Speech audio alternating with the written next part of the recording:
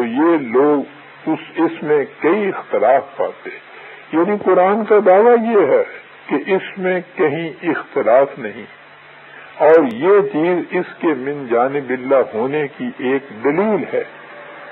ہمارے ہاں عام طور پر کہا جاتا ہے کہ قرآن کے الفاظ میں تو کوئی اختلاف نہیں، یعنی جتنے بھی قرآن کے نسخے ہیں ان میں متن ایک ہی جیسا ہے، اس میں کوئی اختلافی بات نہیں، کوئی اختلافی چیز نہیں، سب جگہ وہی الفاظ ہیں کہ اس میں تو کوئی اختلاف نہیں، لیکن اس کی تعبیرات انٹرپریٹیشنز مختلف ہو سکتی ہیں۔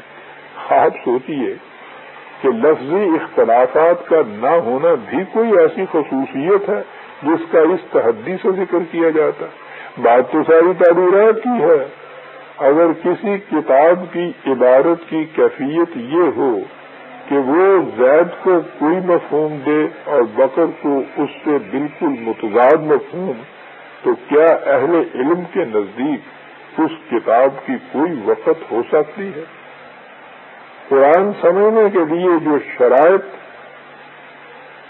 خود قرآن نے مقرر کی ہیں، اگر ان کے مطابق قرآن میں تدبر کیا جائے تو اس کے کسی حکم کی دو تعبیریں ہو ہی نہیں سکتی۔ اس لیے اگر امت قرآن کو اپنی سند اور حجت اور آخری دلیل تسلیم کر لے تو امت میں کسی قسم کا تفرقہ اور اختلاف پیدا ہی نہیں ہو سکتا۔ اس مقام پر ایک نقطے کی وضاحت ضروری ہے۔ قرآن کریم میں کچھ تو احکام و قوانین دیے گئے ہیں اور کچھ حقائق۔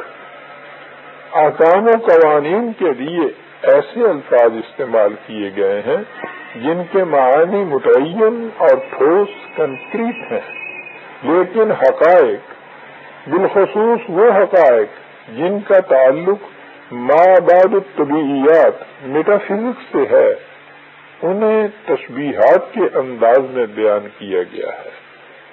انہیں بیان ہی اسی طرح سے کیا جا سکتا تھا، اور اہل علم سے یہ حقیقت پوشیدہ نہیں کہ تشبیہات و استعارات سے ہر شخص اپنے اپنے فہم اور علمی سطح کے مطابق مشبہ بہی کے متعلق تصور قائم کر سکتا ہے۔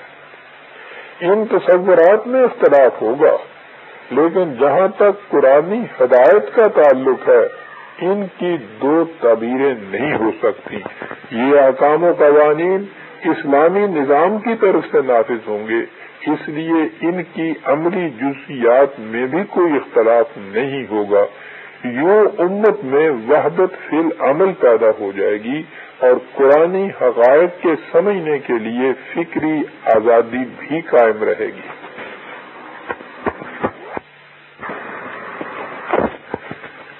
لیکن ان تمام شرائط سے کہیں زیادہ گہری شرط ایک اور ہے، اور وہ یہ کہ جب تک اپنے ذہن کو پہلے سے قائم شدہ نظریات، معتقدات اور تصورات سے پاک نہیں کر لیا جائے گا، قرآن سمجھ میں نہیں آ سکے گا۔ لا یمسہ الا المطہرون 56/79 قرآن کریم کا واضح ارشاد ہے، یعنی جس کے قلب و نگاہ انسانی خیالات کی آمیزشوں سے پاک نہ ہو اسے قرآن سے کوئی مس نہیں ہو سکتا۔ انسانی قلب خدا کا مسکن بن نہیں سکتا جب تک اس حریم کعبہ سے انسانی فکر کے تراشیدہ بتوں کو نکال باہر نہ کیا جائے۔ جو شخص پہلے سے کوئی خیال قائم کر کے قرآن کی طرف اس لیے آتا ہے کہ اسے اپنے اس خیال کی کسی نہ کسی طرح تائید مل جائے، اسے قرآن کی بارگاہ سے بری طرح پھٹکار پڑتی ہے۔ اقبال کے الفاظ میں بیان میں نقطہ توحید آ تو سکتا ہے، تیرے دماغ میں بت خانہ ہو تو کیا کہیے۔ دماغ کو پہلے ان بتوں سے پاک کرنا چاہیے اور پھر دیکھیے کہ قرآن کریم کس طرح جلوہ پیرا ہو کر اس میں داخل ہو جاتا ہے۔ بعض لوگ کہا کرتے ہیں کہ اہل عرب کی زبان تو عربی ہے، وہ بھی قرآن کو صحیح طور پر کیوں نہیں سمجھ پاتے؟ اس کی وجہ یہ ہے کہ وہ بھی قرآن کو غیر عرب مسلمانوں کی طرح تقلیداً سمجھتے ہیں، یعنی کسی زمانے میں کسی شخص نے جس طرح قرآن کو سمجھا اور وہ آنے والوں کے لیے سند اور حجت بن گیا، اس کے بعد یہ سوال ہی نہ رہا کہ قرآن میں خود غور و فکر کیا جائے۔ یہ تقلیدی قرآن عربوں کو عربی زبان میں پڑھایا جاتا ہے اور غیر عربوں کو ترجمہ کے ذریعے اپنی فکر سے نہ یہ قرآن کو سمجھتے ہیں نہ وہ۔ اس لیے اس باب میں عرب اور عجم کی بھی کوئی تفریق نہیں رہتی۔ تفسیر کی جو کتابیں الازہر میں پڑھائی جاتی ہیں وہی دیوبند یا کراچی، ملتان اور لاہور کے دارالعلوموں میں زیر تدریس رہتی ہیں۔ اپنی فکر و بصیرت نہ یہاں ہے نہ وہاں۔ قرآن سمجھنے کے لیے سوال اہل زبان ہونے کا نہیں، سوال زبان دانی کے بعد اہل فکر و نظر ہونے کا بھی ہے۔ لیکن اپنے غور و فکر اور علم و بصیرت کی روح سے قرآن کریم کے سمجھنے میں ایک بہت بڑی دشواری حائل ہوتی ہے۔ ہمارے اسلاف نے یعنی متقدمین نے جو تفسیریں لکھی، اگر وہ ان کے متعلق یہ کہتے کہ وہ ان کا اپنا خیال ہے، اپنی رائے ہے، اپنی فہم ہے، تو ان سے اختلاف کی گنجائش ہو سکتی تھی۔ ایک انسان کے خیال سے دوسرا انسان اختلاف کر سکتا ہے، اس میں نہ کوئی گناہ کی بات ہے نہ جرم کی بات، لیکن ہوا یہ کہ انہوں نے جو تفسیر لکھی تو اس کے متعلق کہا یہ کہ یہ رسول اللہ صلی اللہ علیہ وسلم کی بتائی ہوئی تفسیر ہے۔ ہمارے ہاں سب سے پہلی قرآن کریم کی تفسیر امام طبری کی تفسیر کہلاتی ہے،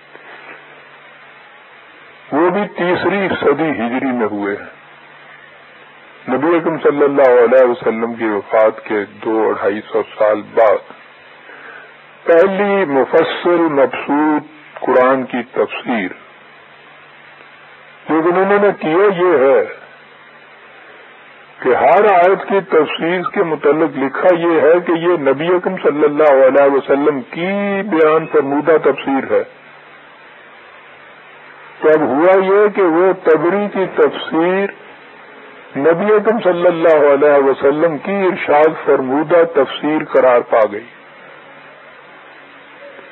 اب اس کے بعد آپ سوچئے کہ کس کی جرأت ہے کہ اس سے اختلاف کر سکے۔ جس تفسیر کے متعلق کہا جائے کہ وہ نبی اکرم صلی اللہ علیہ وسلم کی ارشاد فرمودہ ہے، کون سا مسلمان ہے جو اس کی جرأت کر سکے کہ اس کے خلاف کچھ ایک لفظ بھی کہہ سکے؟ چنانچہ اس کے بعد آج تک جتنی تفسیریں لکھی گئی ہیں، الفاظ کا فرق ہوگا، انداز بیان کا فرق ہوگا، اسلوب کا فرق ہوگا، تفصیل کا فرق ہوگا، لیکن بنیادی طور پر معنویت کے اعتبار سے اس سے کوئی اختلاف نہ کر سکتا تھا، نہ کسی نے کیا ہے۔ یہ ساری تفسیریں جو ساری ہمارے 1000 سال کے زمانے میں لکھی گئی ہیں، یوں کہیے کہ امام طبری کی تفسیر کے اوپر طرحی غزلیں ہیں۔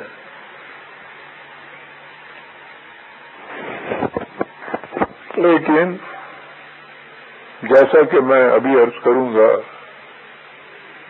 وہ جو تفسیر انہوں نے لکھی ہیں، تفسیریں آیات کی، وہ نبی اکرم صلی اللہ علیہ وسلم کی نہیں ہے.